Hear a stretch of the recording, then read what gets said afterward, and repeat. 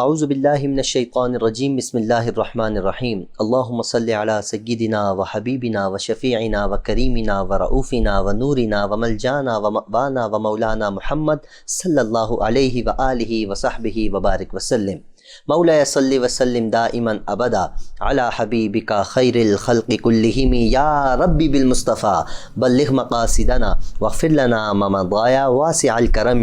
محترم ناظرین اکرام، السلام علیکم ورحمۃ اللہ وبرکاتہ۔ میں ہوں آپ کا میزبان حافظ حامد رضا اور آپ دیکھ رہے ہیں پروگرام نور ہدایت۔ ناظرین، آپ جانتے ہیں نور ہدایت میں ہم آپ کی ملاقات جید علماء اکرام سے کراتے ہیں، جن سے ہم کرتے ہیں سوالات اور جانتے ہیں دین اسلام کے حوالے سے معلومات۔ آج کے ہمارے معزز مہمان ہیں، پہلے بھی ہمارے پروگرام کی زینت بن چکے ہیں الحمدللہ۔ جب بھی عرض کرتا ہوں حضرت کرم فرماتے ہیں، تشریف لے آتے ہیں۔ میری مراد حضرت علامہ مولانا مفتی عبدالرؤف مدنی صاحب۔ حضرت السلام علیکم ورحمۃ اللہ۔ وعلیکم السلام ورحمۃ اللہ۔ حضرت کیسے مزاج، خیریت سے ہیں آپ؟ حضرت آپ کا بہت بہت شکریہ، آپ تشریف لائے۔ اللہ رب العزت آپ کے علم عمل میں برکتیں عطا فرمائے۔ ناظرین، انشاءاللہ ہم حضرت سے گفتگو کا آغاز کریں گے۔ میں آپ کو بتاتا چلوں، آج ہم نے اپنے پروگرام میں باقاعدہ ہم نے اپنے پروگرام میں تھوڑی سی تبدیلی کرنے کی کوشش کی ہے۔ یقیناً جب ایک انسان کوئی کام شروع کرتا ہے تو کوشش کرتا ہے کہ اس کے اندر خوبصورت سے خوبصورت چیزیں لائی جائیں تاکہ لوگ سنیں، خوش ہوں، دعائیں دیں۔ ہم چاہتے ہیں کہ ہماری اس محفل میں، ہماری اس بزم میں خوبصورتی پیدا ہو۔ خوبصورتی پیدا کرنے کے لیے ہم نے الحمدللہ اپنے اس پروگرام میں باقاعدہ نعت مصطفیٰ صلی اللہ علیہ وآلہ وسلم کا بھی سیگمنٹ رکھا ہے، جس میں ہم انشاءاللہ حضور پاک صلی اللہ علیہ وآلہ وسلم کی باقاعدہ تعریف سننے کی سعادت حاصل کریں گے۔ اللہ رب العزت سے دعا ہے کہ اللہ پاک ہمیں سرکار دو عالم صلی اللہ علیہ وآلہ وسلم کی تعریف سننے کی توفیق عطا فرمائے۔ میری مراد آج ہمارے درمیان موجود ہیں عالم اسلام کے مشہور و معروف نعت خواں، بہت اچھی آواز کے مالک، میرے بہت اچھے بھائی، میرے دوست محترم جناب سعد وسیم نقشبندی صاحب۔ السلام علیکم سعد بھائی۔ وعلیکم السلام ورحمۃ اللہ۔ کیسے مزاج، خیریت سے ہیں آپ؟ بہت بہت شکریہ، آپ تشریف لائے۔ انشاءاللہ ہم آپ کی آواز میں حمد باری تعالیٰ اور نعت مصطفیٰ صلی اللہ علیہ وآلہ وسلم سننے کی سعادت حاصل کریں گے۔ ناظرین، میں آپ کو بتاتا چلوں، آج کا جو ہمارا موضوع ہے وہ ہماری زندگی کے ساتھ، ہماری یقین مانیے کہ اگر اس چیز کو ہم اپنے آپ سے الگ کریں تو ہم انسان کہلانے کے قابل ہی نہیں ہیں۔ ہم انسان ہیں، اس کے بعد مسلمان ہیں۔ مسلمان ہیں تو ہمیں وضو، نماز، اذان، یہ ساری چیزیں ایسی ہیں کہ اگر آپ ان سے پھر جاتے ہیں تو آپ مسلمان نہیں کہلاتے۔ اگر آپ وضو کے بغیر نماز پڑھتے ہیں تو آپ کی نماز قابل قبول نہیں ہے۔ وہ ایک الگ بات ہے کہ اگر پانی میسر نہ ہو، وہ ایک الگ موضوع ہے۔ اگر اذان نہ دی جائے اور مسجد میں نماز ہو جاتی ہے یا نہیں ہوتی، ان ساری باتوں پر ہم گفتگو کریں گے۔ اذان کے حوالے سے آج ہم حضرت سے پوچھیں گے اور نماز کے حوالے سے آج ہم انشاءاللہ گفتگو کریں گے، لیکن ہم اپنے پروگرام کا باقاعدہ آغاز حمد باری تعالیٰ سے کرنے کی سعادت حاصل کریں گے۔ میں سعد وسیم بھائی سے ریکویسٹ کروں گا حمد باری تعالیٰ پیش کرنے کی سعادت حاصل فرمائیں۔ بسم اللہ الرحمن الرحیم، اللہم صلی علی محمد وبارک وسلم صلی علیہ۔ لا الہ الا اللہ، لا الہ الا اللہ، لا الہ الا اللہ، لا الہ الا اللہ۔ سبحان اللہ، سبحان اللہ، سبحان اللہ، ماشاء اللہ۔ حسبی ربی جل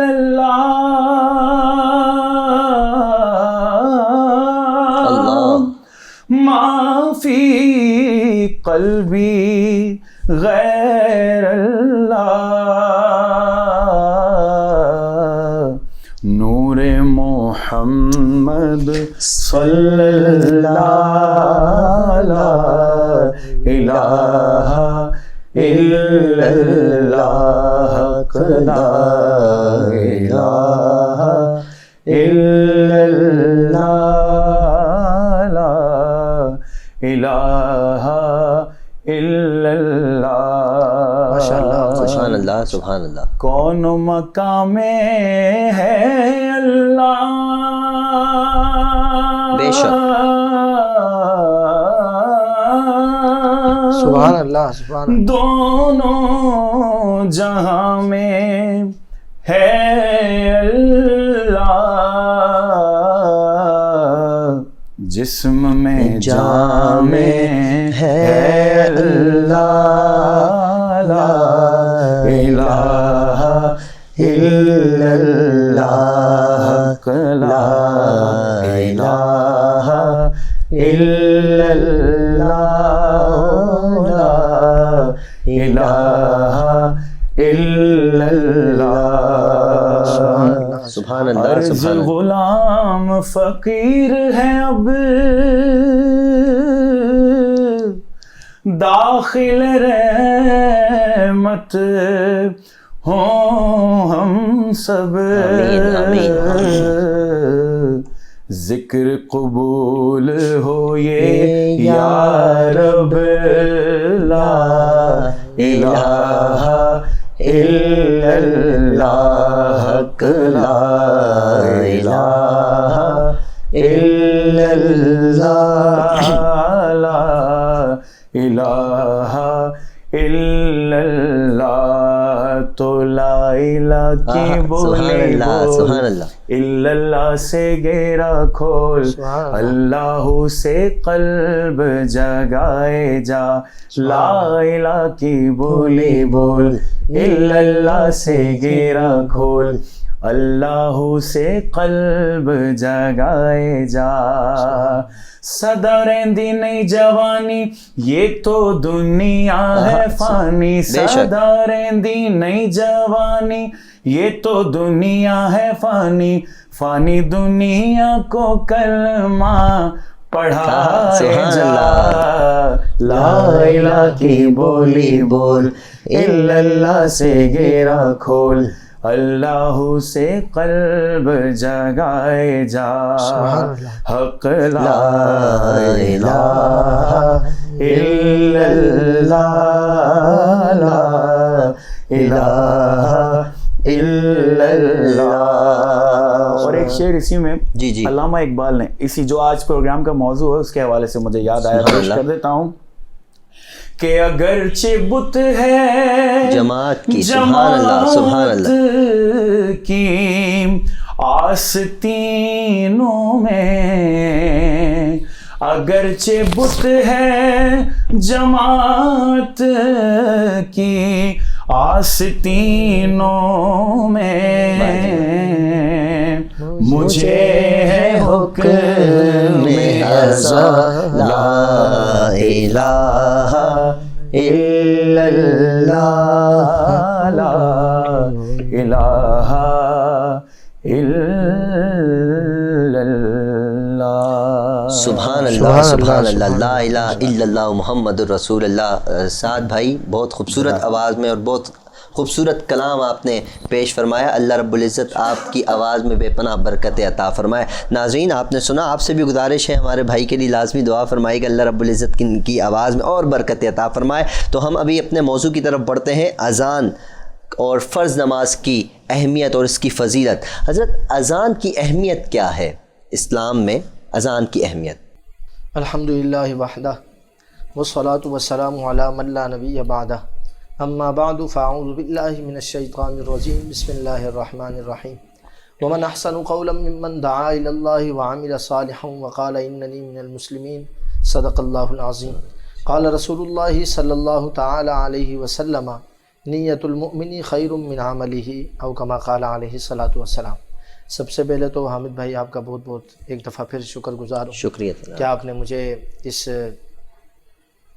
جگہ پر پھر دعوت دی اور لوگوں کی تبلیغ اور لوگوں کی تعلیم کا ذریعہ ہم بنیں، یہ موقع آپ نے عنایت فرمایا۔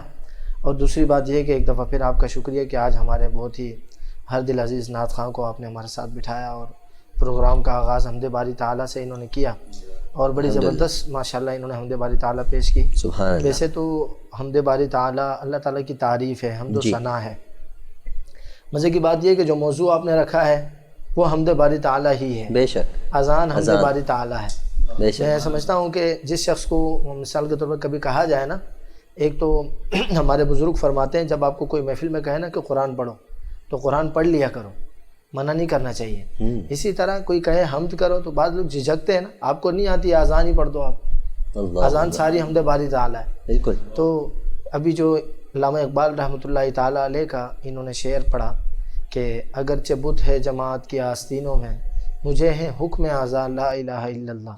تو اذان یہی ہے، اذان اعلان کو کہا جاتا ہے، اذان بلانے کو کہا جاتا ہے۔ تو اسلام کے اندر اذان کی بہت اہمیت ہے۔ ایک تو یہ کہ اذان کی فضائل ہیں، کمالات ہیں۔ حضور صلی اللہ تعالیٰ علیہ وسلم نے اس کے مختلف فضائل بیان فرمائے۔ مختلف پریشانیوں کے وقت، آفات و بلیات کے وقت اذان دینا باعث برکت ہے، باعث شفا ہے، باعث رحمت ہے۔ یہ تو ایک الگ بات ہے۔ ایک یہ ہے کہ نماز کے وقت جو ہم اذان دیتے ہیں، یہ دو میں نے آپ کے سامنے، ایک حدیث مبارکہ، قرآن مجید کی آیت مبارکہ جو پیش کی۔ حدیث مبارکہ کی طرف پہلے جاؤں گا۔ مشہور حدیث مبارکہ ہے، نیت المومن خیر من عملہ، بندے کی جو نیت ہے وہ اس کے عمل سے بہتر ہے۔ تو اذان بیسکلی نیت کا نام ہے جی، اذان بیسکلی کسی کے ارادہ کروانے اور کرنے کا نام ہے۔ تو جب بندہ اذان دیتا ہے تو وہ ایک بڑا عمل، ایک عمل کبیر، اور ایک وہ عمل جسے حضور نے فرمایا الصلاۃ معراج المومن، نماز جو ہے یہ مومن کی معراج ہے۔ اور آپ اہل علم حضرات جانتے ہیں کہ معراج جو ہے یہ عروج کو کہا جاتا ہے۔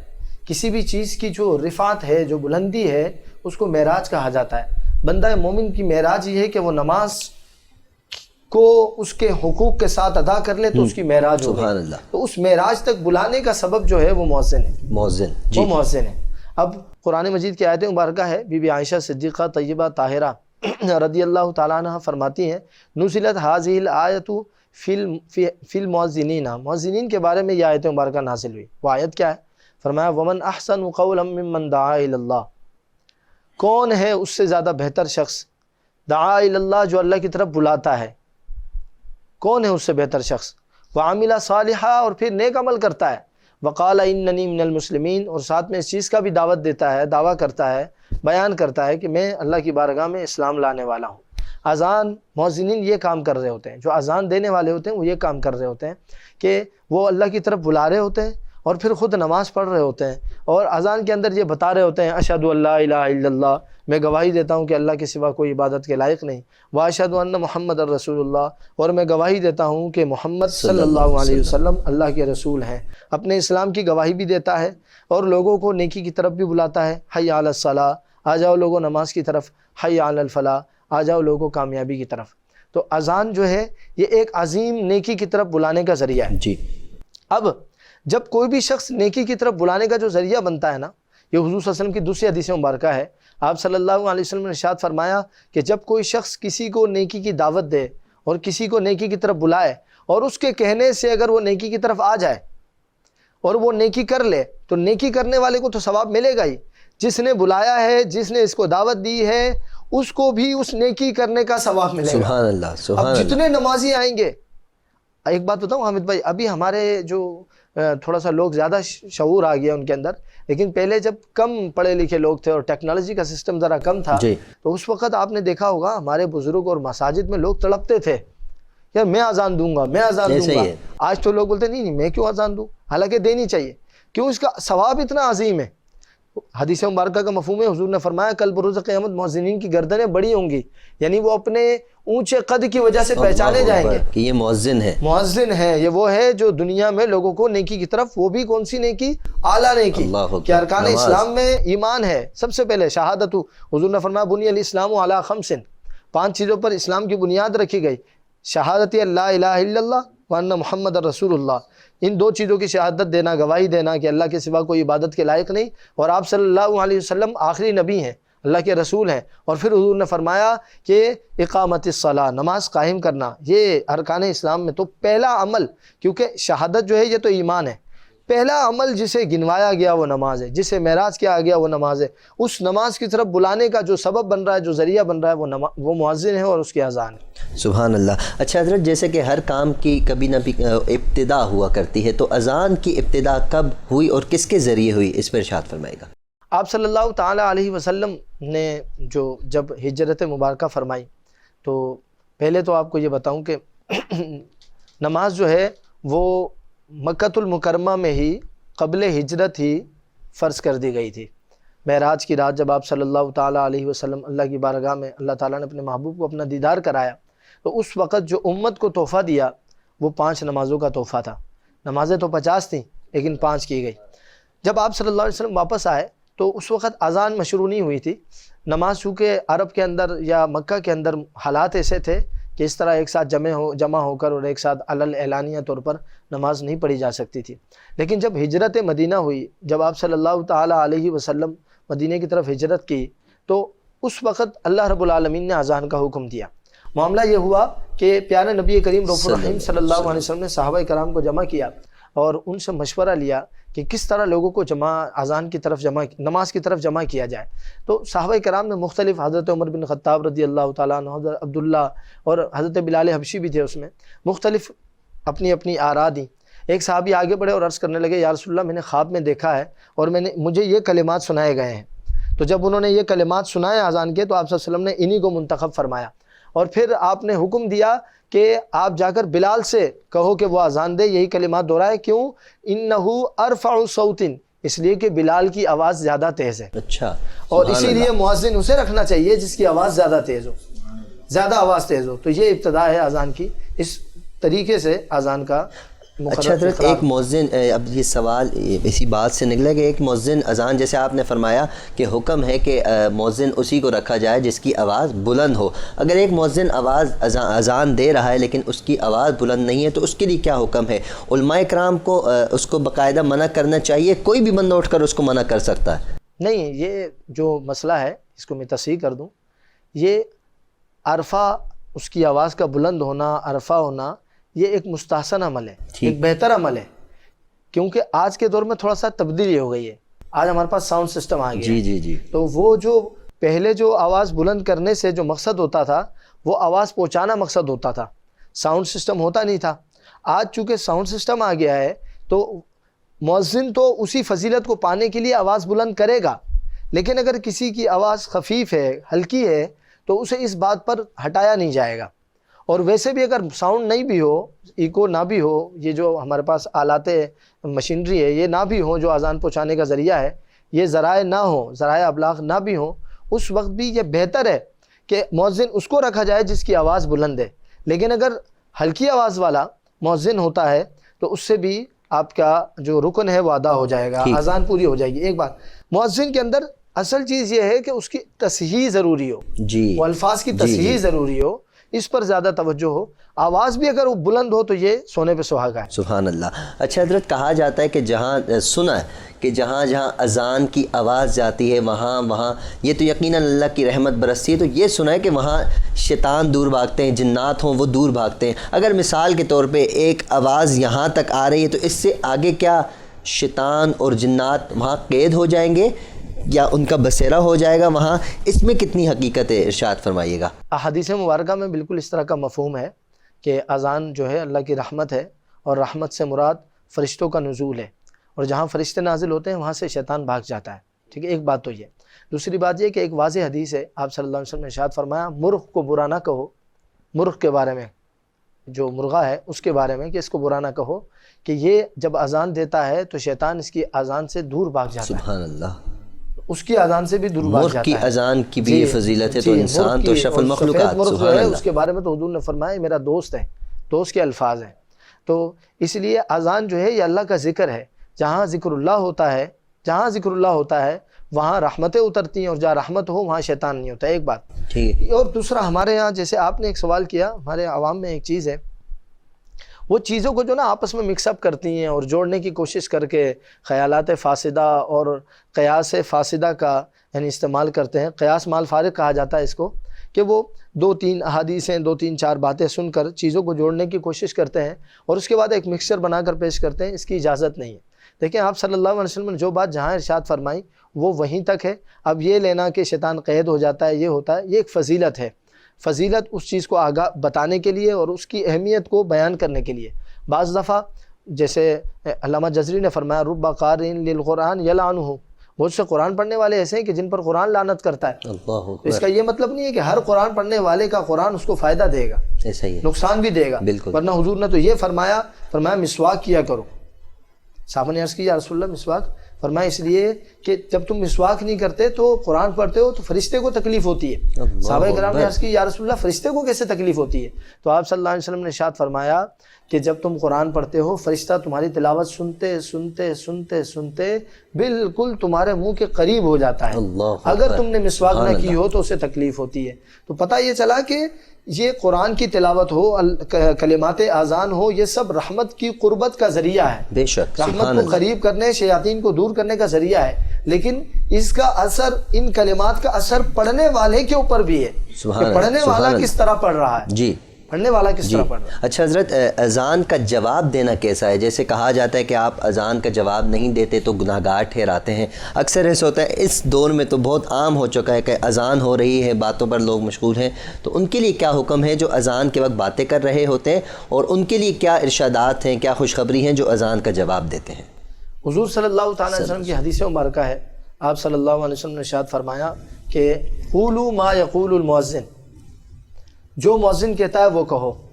مؤذن کہے اللہ اکبر اللہ اکبر، تم بھی کہو اللہ اکبر اللہ اکبر. مؤذن کہے اشہد ان لا الہ الا اللہ، تم بھی کہو اشہد ان لا الہ الا اللہ. اس طرح تمام کلمات جب مؤذن ادا کرے تو اس کے ساتھ تم بھی ادا کرو. پھر حضور نے فرمایا ثم صلوا للوسیلہ، پھر میرے لیے وسیلے کا سوال کرو. وسیلہ کیا ہے؟ وہ مقام محمود ہے. وہ جو اذان کے بعد ہم کرتے ہیں نا اللہم رب هذه الدعوۃ التامہ، آپ صلی اللہ علیہ وسلم نے باقاعدہ اس دعا کی تعلیم ارشاد فرمائی. تو یہ تو حدیث مبارکہ سے، اسے کہتے ہیں اجابت باللسان. اذان کا جواب دینا زبان کے ساتھ اجابت باللسان ہے. اس کے بارے میں فقہا کی دو رائے ہیں. بعض نے کہا یہ واجب ہے، بعض نے کہا کہ یہ مستحب ہے کہ اس کا اذان کا جواب دینا چاہیے. ایک ہے اجابت بالارکان، کہ باقاعدہ اجابت بالفعل عملاً اذان کا جواب دینا. عملاً کیا ہے کہ مؤذن کہے حی علی الصلاۃ، نماز کی طرف آؤ، آپ گھر سے اٹھ کر نماز کی طرف آ جاؤ. یہ جو ہے یہ سب کے نزدیک واجب ہے. یہ سب فقہا کے نزدیک واجب ہے کہ اذان جب ہو گئی، کانوں میں پڑ گئی، تو پھر آپ کا نماز پڑھنا یہ واجب ہے. چاہے وہ سردی ہو، گرمی ہو، کوئی اس میں تفریق نہیں ہے، کوئی اس میں اجازت نہیں ہے، رخصت نہیں ہے. سردی ہو، گرمی ہو، کچھ بھی ہو، نماز کی کوئی معافی نہیں. کیونکہ ہمارے ہاں اکثر ایسا ہوتا ہے سردی میں کنجوسی کر جاتے ہیں، سستی کر جاتے ہیں ہم لوگ، تو یہ تو بہت بڑا گناہ ہے جیسے آپ نے ارشاد فرمایا. حضرت میں چاہوں گا کہ ہم اس کو کنٹینیو کریں کیونکہ ہمارے پروگرام کا وقت بھی اختتام کی طرف جا رہا ہے، نعت مصطفیٰ بھی سننی ہے. تو ناظرین انشاءاللہ ہم اپنے پروگرام کو اس کو کنٹینیو کریں گے نیکسٹ ایپیسوڈ میں انشاءاللہ.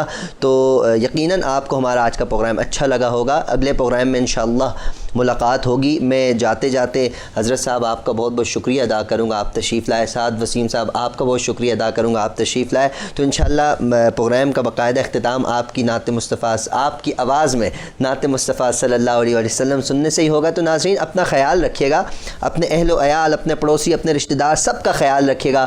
وینس ٹی وی کی پوری ٹیم کو اپنی خصوصی دعاؤں میں یاد رکھیے گا. السلام علیکم ورحمۃ اللہ وبرکاتہ. بہار جان فضا تم ہو،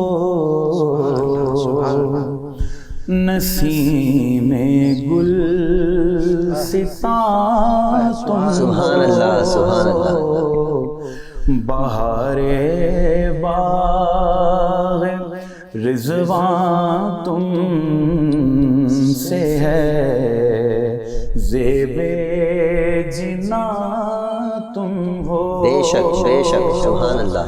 خدا کی سلطنت کا دو جہاں میں کون دولہا ہے، تم ہی تم ہو. سبحان اللہ. تم ہی تم ہو، یہاں تم ہو، اللہ وہاں تم ہو. سبحان اللہ سبحان اللہ. تم ہی تم ہو، تم ہی تم ہو، یہاں تم ہو، وہاں تم ہو.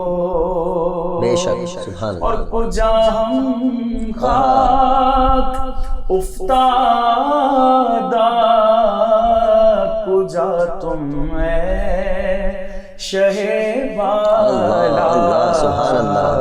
اگر مثل زمیں ہم ہیں تو مثل آفتاب تم ہو، آسمان تم ہو، سبحان اللہ سبحان اللہ۔ یہ کیا میں نے کہا مثل سما تم ہو، سبحان اللہ۔ منزہ مثل سے برتر زہر وہمو گما تم ہو، سبحان اللہ سبحان اللہ۔ بہار باغ رضوان تم سے ہے، زیب جنان